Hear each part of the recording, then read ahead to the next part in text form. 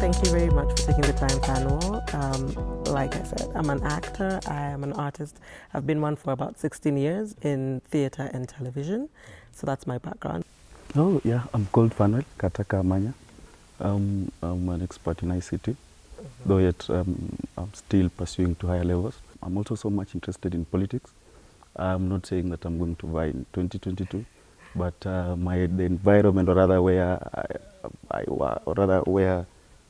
I work most of the time, gives me the urge to at least one day vie.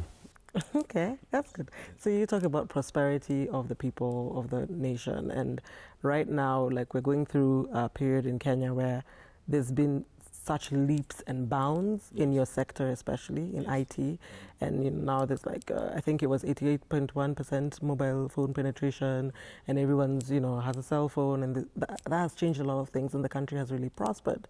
But in the process, of course, there's been the environmental cost of that, which we don't really discuss. Do you think that it's possible for a country to prosper so greatly without an environmental cost, or if you get one, you don't get the other? What do you think? They don't contradict each other, because you can't be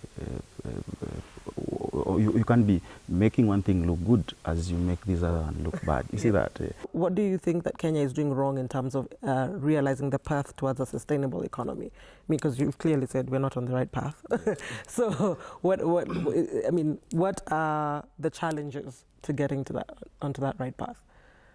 I was just thinking that let's get the right expertise in various places. If we have the right expertise, then we'll have the right people advising on how we should go about this. And so, okay, so I get what you're saying about environment, but how can we then, talk about engagement.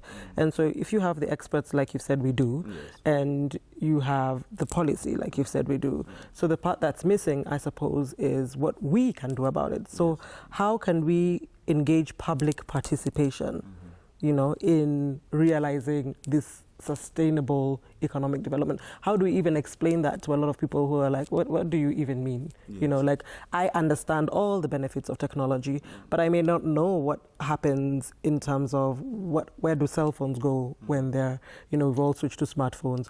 What happens with computer waste? What happens with this and that? Like, why is riparian land wrong to build on? So how do we engage public participation in making sure that these policies that may exist are implemented? Let's not just have guys that have been poached from other places who don't understand how the living condition of certain people. Let's have the right people engaged. So for us to have to be on the right path, I feel that we also need to have the right people coming to those forums so that they can be engaged, not just for public publicity. We already have the policy, so we don't need a stronger environment. So, but then do you think that maybe planners and policymakers have a good understanding of the principles of sustainable economic development? Is it that we just don't understand what that is in terms of the people who are planning, so that they don't really have the right implementation strategy for it?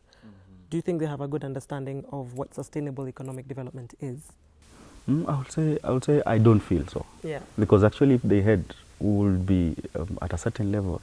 Because I also feel that the policy implementers probably are the issues, that there are problems, or rather the impediments to a sustainable economy. Do you think that a stronger environment and economic development strategy would address the welfare and social needs of Kenyans?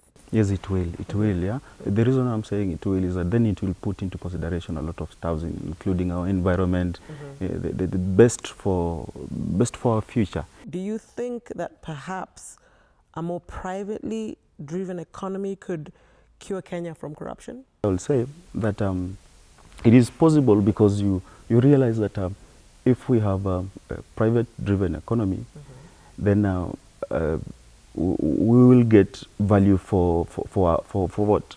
Value for our money, and also we will get value for our environment. I saw that you've been to Norway and engaged politically with a lot of people.